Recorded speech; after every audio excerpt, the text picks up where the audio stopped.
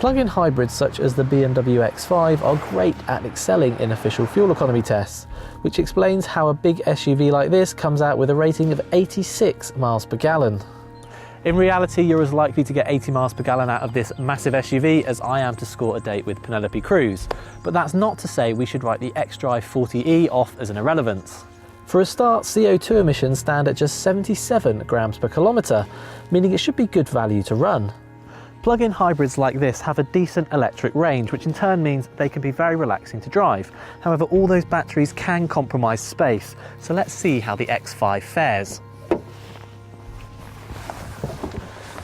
Well, there's certainly no problem in the back. I'm 5'11", I've got lots of legroom here with the driving position set for me, lots of headroom as well, and that's with the full-length sunroof in place. Also, you can fit 3 adults across the back, helped by the fact that the floor here is completely flat.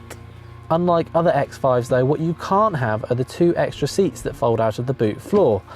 That aside, the boot is still large and you can fold the rear seats flat if needed. As BMW's flagship SUV, the X5's dash is beautifully finished, plus all the systems, including the iDrive, work like a dream. There's actually not much to differentiate this hybrid model from a standard X5 either, mainly just this little eDrive button down here which lets you switch between auto hybrid mode, a battery save function and full electric driving.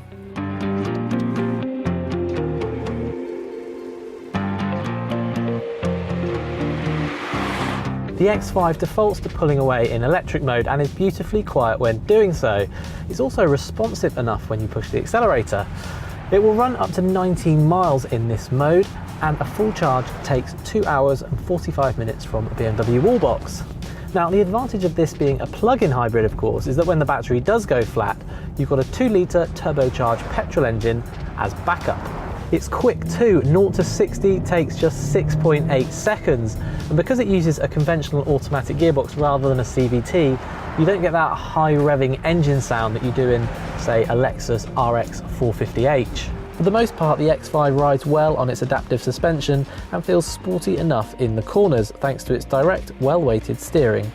As for economy, we've struggled to get much more than 30 to 35 miles per gallon, let alone the 80 miles per gallon that BMW claims.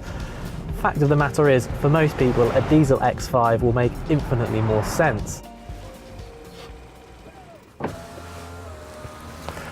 Because rules around low emissions cars are becoming ever more stringent, the xDrive40e doesn't even qualify for the plug-in car grant, nor is it exempt from the London congestion charge, both of which in the past could have been key reasons for recommending it. Then there's the fact that both Volvo and Audi offer plug-in hybrid SUVs that are cheaper to run as company cars.